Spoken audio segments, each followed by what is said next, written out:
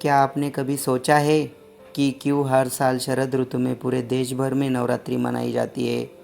आखिर इसके पीछे क्या कारण है और किसने इसकी शुरुआत की है? और सबसे बड़ा सवाल तो ये है कि इसे सिर्फ 9 दिनों तक मनाया जाता है। आखिर इसके पीछे क्या रहस्य है? हर साल भारत में सितंबर अक्टूबर के महीने में शारदीय नवरात्रि मनाई जाती है, लेकिन ज़्यादातर लोगों को ये पता ही नहीं होता कि आखिर हम नवरात्रि क्यों मनाते हैं। हर साल 9 दिनों तक चलने वाली ये नवरात्रि माँ दुर्गा और उनके 9 रूपों को समर्पित है। पर आखिर कौन से है यह 9 रूप और इनकी पूजा की जाती है? हर साल लाखों भक्त अपनी मनोकामना की पूर्ति के लिए माता से प्रार्थना करते हैं और उपवास भी रखते हैं। पर आपने सोचा है कि उपवास क्यों रखा जाता है और क्यों नवरात्रि गरबा दांडिया भी देखा होगा? पर क्या आपने सोचा है क्यों हम नवरात्रि में ही गरबा दांडिया खेलते हैं? आखिर इसका क्या महत्व है? नवरात्रि सिर्फ एक त्यौहार नहीं बल्कि रहस्यों का वो खजीना है जिसके बारे में ज़्यादातर हिंदू नहीं जानते। तो आज की इस डॉक्यूमेंट्री में हम उतरेंगे नवरात्रि के इतिहास, इसकी पौराणिक कथाओं पे और आध्यात्मिक आयामों की गहराई में हम खोजेंगे कि आखिर इस एक पर्व में ऐसा क्या है जो हजारों सालों से करोड़ों लोगों की आस्था, ऊर्जा और जीवन का केंद्र बना हुआ है। तो तैयार हो जाइए, क्योंकि जो आप नवरात्रि के बारे में अब तक जानते आए हैं तो उसके पार भी एक अनगाह संसार है जिसे हम आज एक एक परत खोलकर उजागर करेंगे। नवरात्रि यह शब्द 2 भागों से मिलाकर बना है।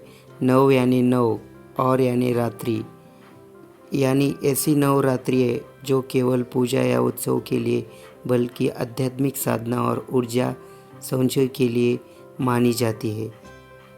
इन 9 दिनों की देवी शक्ति 9 रूप की उपासना का काल कहा गया है।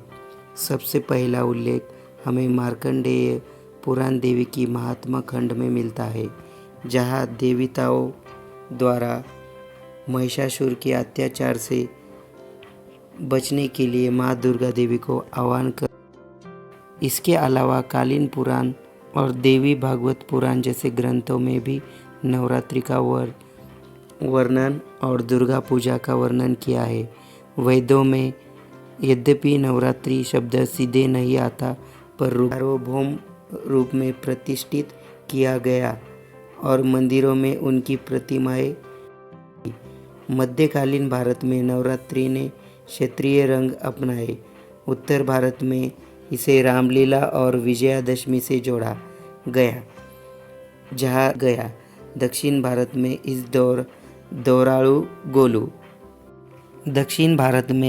दौरान गोलू।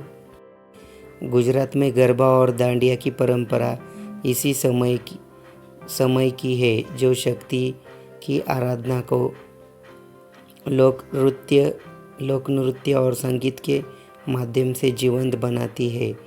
यह सभी बंगाल में दुर्गा पूजा का उत्कर्ष 16वीं से 17वीं सदी के दौरान हुआ, जब नवाबों और जमींदारों से सार्वजनिक दुर्गा का पूजा का आयोजन शुरू किया। पहले ये पूजा केवल बड़े घरानों में होती थी, लेकिन ब्रिटिश काल में 18वीं और 19वीं सदी में बारोयारी पूजा की परंपरा शुरू हुई, जहाँ 12वीं सदी में अधिक लोग मिलकर सामूहिक रूप में भव्य दुर्गा पंडाल सजाते थे। धीरे धीरे ये आम जनता का त्यौहार बन गया और आज कोलकाता की दुर्गा पूजा विश्व प्रसिद्ध है, जिसके यूनेस्को ने भी इंटेजिबल थे, जैसे हजारों साल पहले थी। बहुत समय पहले जब त्रिलोक पर देवताओं का शासन था, तब असुरों का भी एक शक्तिशाली कुल था, दैत्य कुल। इसी कुल से एक असुर उत्पन्न हुआ जिसका नाम था महिषासुर।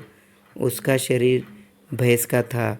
उसके कठोर तपस्या करने करने के ब्रह्मा जी को प्रसन्न किया और उनके वरदान मांगा कि कोई देवता, दानव या असुर उनसे ना मार सके। स्त्री जाति को कमज़ोर समझाए हुए महिषासुर ने उसके सुरक्षा नहीं मांगी, जिसके बाद ब्रह्मा जी ने उसे वरदान दिया और अस्त्र प्रदान किए। विष्णु से सुदर्शन चक्र, शिव ने त्रिशूल, वरुण ने शंख, अग्नि ने भाला, चंद्र ने वज्र, वायु ने धनुष्य बाण, यम ने दंड और हिमालय ने उनका वाहन सिंह भेंट दिया। देवी दुर्गा 10 भुजाओं में 10